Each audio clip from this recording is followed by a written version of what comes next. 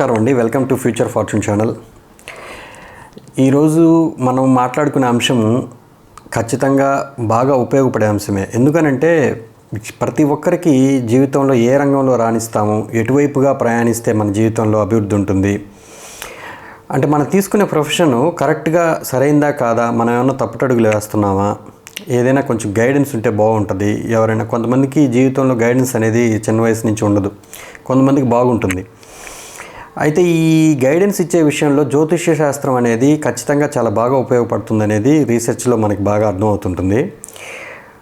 ఈ point of వ్యూలో జాతక చక్రం ఏం చెప్తుంది? జనరల్గా జాతక చక్రంలో మనం 12 భావాలు చూస్తాం. ఈ భావాలను బట్టి మనం కానీ భావకారకత్వాలు కరెక్ట్గా అప్లై అయితే, అంటే మనకు బాగా అర్థమై ఉంటే డెఫినెట్గా ఒకరికి గైడెన్స్ ఇచ్చే విషయంలో మనం బాగా కరెక్ట్గా న్యాయం చేయగలం అనేది నా భావన. సో భావకారకత్వాలు, రాశికారకత్వాలు, గ్రహకారకత్వాలు వీటి మీద ఆధారపడి ఉంటుంది. ఈ యొక్క పర్ముటేషన్స్ అండ్ కాంబినేషన్స్లో మీరు దాన్ని ఎలా చూడగలుగుతున్నారు జాతకాన్ని, దీని మీదే మొత్తం గైడెన్స్ ఆధారపడి ఉంటుంది. సో ఇప్పుడు ఈ పాయింట్ ఆఫ్ వ్యూలో మనము ముఖ్యంగా మాట్లాడుకోవాల్సింది, దశమ స్థానాన్ని కర్మస్థానంగా తీసుకున్నారు. మీ యొక్క ప్రొఫెషను, కెరియరు, స్టేటస్సు ఇవన్నీ కూడా 10th హౌస్ నుంచే చూస్తారు. మీరు సొసైటీలో మీరు తెలియబడే విధానం, ఓకే, అది కాలపురుషుడి చక్రంలో మకరం అవుతుంది. మీ జన్మ లగ్నానికి మకరమే అవ్వాల్సిన అవసరం లేదు. మేష లగ్నం ఎవరైతే పుడతారో వాళ్ళకి మకరం దశమ అవుతుంది. అది కాలపురుషుడి చక్రంలో మకరంగా తీసుకున్నారు కాబట్టి మకరం అనేది మీ జన్మ లగ్నానికి ఏ రాశి, ఏ భావం అవుతుందో చూడండి. ఆ భావం విషయంలో మీరు డెఫినెట్గా ఈ జన్మలో మీరు కొంచెం షైన్ అవుతారంటే పబ్లిక్కి తెలుస్తారు. ఆ భావం విషయంలో మీరు ఖచ్చితంగా కర్మ అనేది మీకు పెండింగ్లో ఉందంటే లెక్క. ఇప్పుడు మిథున లగ్నం వాళ్ళు తీసుకోండి, అష్టమ భావం అయింది. జ్యోతిష్కులు అవ్వచ్చు, కాంట్రాక్టర్స్ అవ్వచ్చు, మైనింగ్ కాంట్రాక్టర్స్ అవ్వచ్చు, ఎనీథింగ్ అష్టమ భావకారకత్వాలు అంటే మీకు మకరం 8వ భావం అయింది కాబట్టి. అట్లా కర్కాటక లగ్నానికైతే 7వ భావం అయింది. మీరు వ్యాపారాలు చేయొచ్చు, భాగస్వామ్య వ్యాపారాలు చేయొచ్చు. డెఫినెట్గా మీ యొక్క మ్యారిటల్ లైఫ్ మీ జీవితంలో ఒక గొప్ప మలుపు తీసుకురావచ్చు. సో మకరం అనేది ఒక అతి పెద్ద కాలపురుష చక్రంలో కర్మస్థానంగా తీసుకున్నారు కాబట్టి ఇదొక టెక్నిక్గా తీసుకోవచ్చు మనం. కానీ ఎవరికైనా సరే దశమాధిపతి అనే వ్యక్తి, దశమాధిపతి అనగానే ఇంటి హౌస్ ఓనర్ అవుతాడు కదా, అంతే కదా. ఇప్పుడు రాశి అంటే వేరు, ఓ భావం అంటే భావాలు ఎక్కడికి కదలవు, భావాధిపతికి చైతన్యం ఉంటుంది. సో ఈ భావాధిపతి, ఇప్పుడు 10వ భావాధిపతి మీకు ఏ భావంలో కూర్చుంటాడో ఆ భావానికి దిగ్బలం అనేది ఎటువైపుగా వస్తుందనేది మీరు గమనించగలిగితే, దిగ్బలం అనే పదం మీకు బాగా తెలిసి ఉండాలి. ఎందుకు అనంటే ఈ దిగ్బలం గ్రహబలాల్లో ఒక కాన్సెప్ట్. దీనికి ఎక్కువగా మనం ప్రాముఖ్యతనిస్తుంటారు జ్యోతిష్ శాస్త్రరీత్యా. ఎవరి జాతకంలో అయినా సరే దిగ్బలాలు కేంద్రాల్లోనే ఏర్పడుతున్నాయి. సో ఈ కేంద్రాలు అనేవి 1, 4, 7, 10లో ఏ ప్లానెట్స్ దిగ్బలం పొందుతాయి అనేది మీకు తెలియాలి.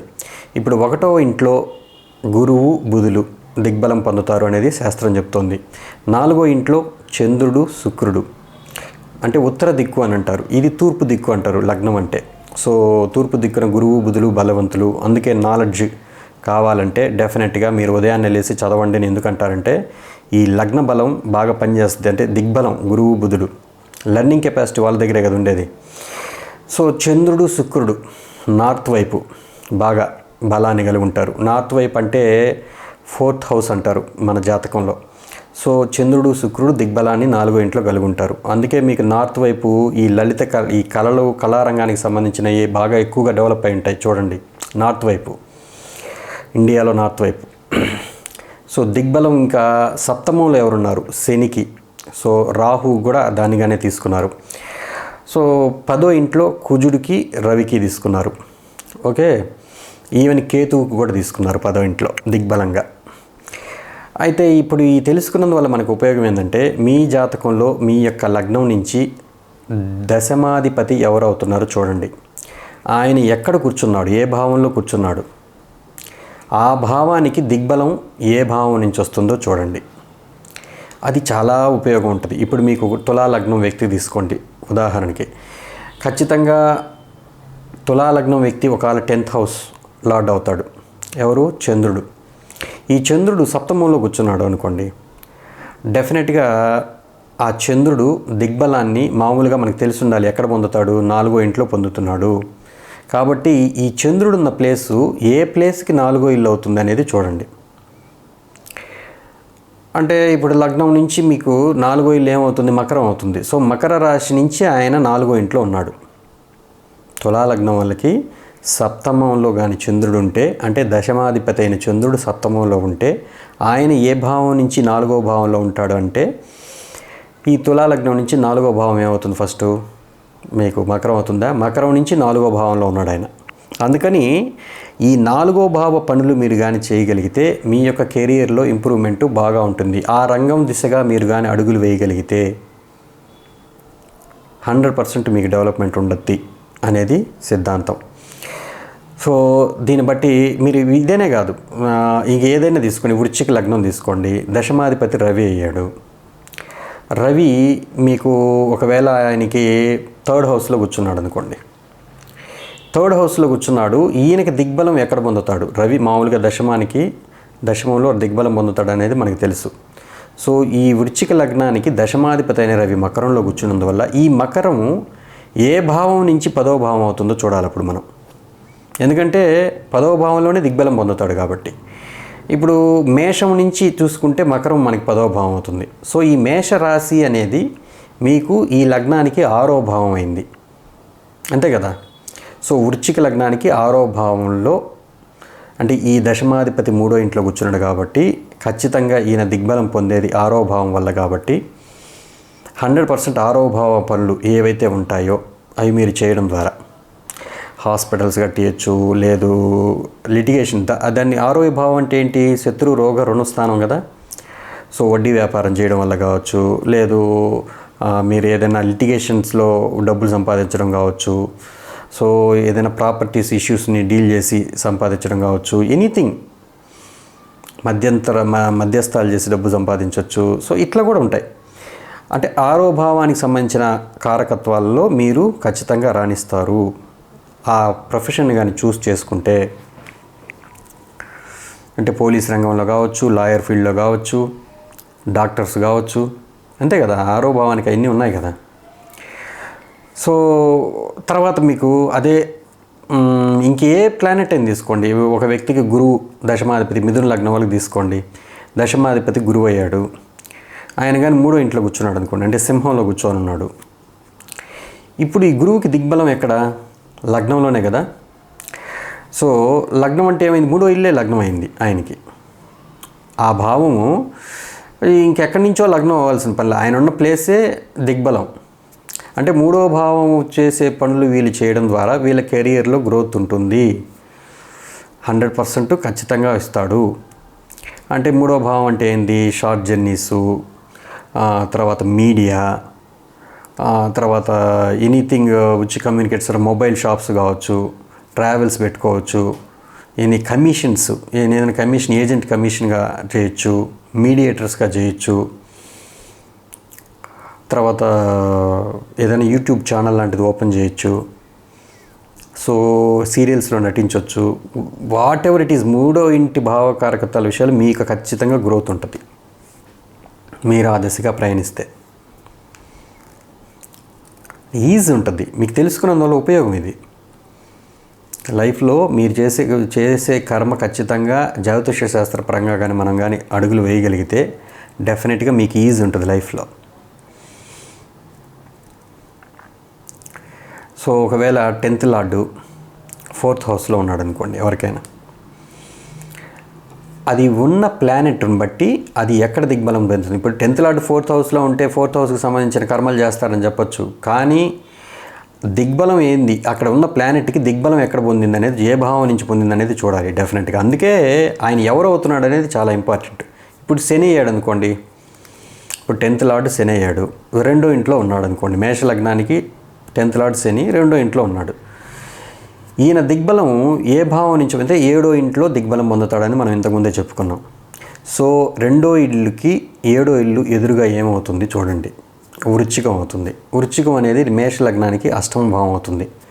అంటే ఇతను ఖచ్చితంగా జ్యోతిష శాస్త్రం ద్వారా కానీ, అష్టమం అంటే తెలుసు కదా, జ్యోతిష్య శాస్త్రాలు ఏదైనా రీసెర్చ్ చేయడం ద్వారా కానీ, లేదు భూమి కింద ఉన్న వస్తువుల ద్వారా కానీ, అంటే మైనింగ్ సెక్షన్లో ఈయన ఎంటర్ అవ్వడం ద్వారా కానీ, లేదు ఏదైనా జేసీబీ లాంటి వస్తువులు కొన్ని వాటి ద్వారా వ్యాపారం చేయడం కానీ, ఇసుక వ్యాపారం చేయడం కానీ, ఎనీథింగ్ భూమి కింద ఉన్న వస్తువులు అంటే చాలా ఉంటాయి చెప్పుకోవచ్చు కారకత్వాలు. ఓకే, సో ఇట్లా మనం ఈజీగా మనం కనిపెట్టచ్చు. ఇప్పుడు గురువు చెప్పాను, శని చెప్పాను, బుధుడు కూడా ఈవెన్ లగ్నాధిపతి. ఇప్పుడు కన్యా లగ్నం వాళ్ళకి తీసుకోండి, దశమాధిపతి దశమంలోనే ఉన్నాడు అనుకోండి ఒకవేళ, అప్పుడు దిగ్బలం ఎక్కడొస్తుంది? దశమానికే వస్తుంది. ఎందుకంటే ఆయన ఎక్కడుంటే అది గురువు బుధులకి లగ్నంలోనే కదా దిగ్బలం. సో దశమాన్ని మీరు ఒక అథారిటేటివ్ పొజిషన్లో ఉండడం ద్వారా, ఒక కంపెనీ ఫర్మ్కి హెడ్ అవ్వడం ద్వారా, ఖచ్చితంగా మీ పేరు నలుగురికి తెలిసే విధానంలో ఒక పని చేయడం ద్వారా, ఏదో ఒక పని, అంటే చెడ్డ పని అని చెప్పను, ఏదో ఒక మర్డర్ చేసి వచ్చాను అది కూడా మంచి తెలుస్తుంది కదా సార్ సబ్జెక్ట్ అంటే, అది కుదిరేది కాదు. ఎందుకనంటే నేను చెప్పే విషయం ఏంటంటే, ఇది మీరు చేసిన ద్వారా ఇప్పుడు 10th హౌస్ అంటేనే చాలా వస్తాయి దాంట్లో. కాకపోతే మనం బేసిక్గా చూసేది ఏంటి? పలానా కంపెనీకి CEO అయ్యాడు, పలానా కంపెనీకి హెడ్ అయ్యాడు అంటే, మీరు ఎట్లున్నా కూడా అటువంటి పొజిషన్లో కూర్చోడానికే ట్రై చేయండి. అది ఎంత చిన్న కంపెనీ అయినా కానీ, అప్పుడే మీరు దాంట్లో రాణించగలరు. మీరు ఒక ఎంప్లాయీగా పోవడం, ఏదో ఒక లీస్ట్ ఎంప్లాయీగా పోవడం మాత్రం మీకు సెట్ కాదు. అది దశమ భావం కాబట్టి చెప్తున్నా. ఇదే దశమాధిపతి ఇంకెక్కడైనా కూర్చున్నాడు, ఇంకే భావంలో కూర్చుంటే బాగుంటుంది. ఇప్పుడు 6th హౌస్లో కూర్చున్నాడు, ఇప్పుడు అక్కడే దిగ్బలం పొందుతాడు కాబట్టి 6th హౌస్ యాక్టివిటీస్ అనేవి మీరు చేయాలి డెఫినెట్గా. సో ఇందాక చెప్పాను 6th హౌస్ యాక్టివిటీస్. సో ఆ యొక్క యాక్టివిటీస్లో మీరు జీవితంలో కానీ ప్రయాణించగలిగితే మీరు బాగా సక్సెస్ సాధిస్తారు అనేది అర్థం. అందుకని భావకారకత్వాలు బాగా తెలిసి ఉండాలి. 1 నుంచి 12 భావకారకత్వాలు ఏంటి అనేది. ఇప్పుడు 10th లార్డ్ ఒకవేళ మీకు బుధుడైతే చెప్పాను కదా, గురువు చెప్పాను, శని చెప్పాను, శుక్రుడు తీసుకుందాం, చంద్రుడు కూడా చెప్పాను. శుక్రుడికి చంద్రుడికి 4వ ఇంట్లోనే దిగ్బలం చెందేది. సో అందువల్ల ఏంటంటే 10th లార్డ్ ఎవరికి అవుతాడు? శుక్రుడు మకర లగ్నం వాళ్ళకి అవుతాడు. సో ఈ 10th లార్డు కొంతమందికి ఇప్పుడు లగ్నంలో ఉన్నాడు అనుకోండి, 10th లార్డు లగ్నంలో ఉన్నాడు, మకర లగ్నానికి శుక్రుడు. ఇప్పుడు ఈ శుక్రుడు ఏ భావం నుంచి దిగ్బలం పొందుతున్నాడు? తుల నుంచే దిగ్బలం పొందుతాడు. ఎందుకంటే ఖచ్చితంగా ఆయన 10వ భావానికి నుంచి 4వ ఇల్లు అవుతుంది లగ్నం. అందుకని వీళ్ళకి కూడా ఇదే పరిస్థితి. ఏదైనా ఒక కంపెనీకి హెడ్ అవ్వడం ద్వారా, టైటిల్ రోల్స్లో ఉండడం ద్వారా 100% వీళ్ళు, అంటే ఒక ఆర్గనైజేషన్ కానీ, నలుగురికి పనులు కల్పించే సంస్థను పెట్టడం ద్వారా కానీ, సో అలాంటి ఒక ఆర్గనైజేషన్స్ని మెయింటైన్ చేసేవాళ్ళు, ఎనీథింగ్ వాళ్ళు ఖచ్చితంగా బాగా మంచిగా రాణిస్తారు. నేను ఒక వ్యక్తిది కూడా చూశాను, తులా లగ్నము 10th లార్డ్ 7th హౌస్లో ఉంటే 4th హౌస్ నుంచి ఆయన దిగ్బలం చెందాడు కాబట్టి ఆయన గృహ నిర్మాణ సంస్థల్లో ఉన్నాడు, అంటే మంచి కన్స్ట్రక్షన్స్ కంపెనీ పెట్టున్నాడు. సో ఇంకో వ్యక్తి కార్ల డీలింగ్ వ్యాపారం చేస్తున్నాడు. సో కార్లు కూడా 4th హౌస్ ప్రాపర్టీసే కదా. సో ఇట్లా రవికి చూసాము, చంద్రుడికి చూసాము, కుజుడికి చూద్దాం. కుజుడు ఎవరికి దశమాధిపతి అవుతాడు? కుంభలగ్నం వాళ్ళకి అవుతాడు. లేదు అని అంటే కర్కాటక లగ్నం వాళ్ళకి అవుతాడు. ఈయన ఏ ప్లేస్లో కూర్చోన్నాడు చూడండి. ఇప్పుడు 10th హౌస్లోనే కూర్చోన్నాడు. అప్పుడు దిగ్బలం ఎక్కడి నుంచి వస్తుంది? 10th హౌస్కి కుజుడు ఉంటే 10th హౌస్ నుంచే వస్తుంది. అంటే 7th హౌస్ కార్యకలాపాలు చేయడం ద్వారా,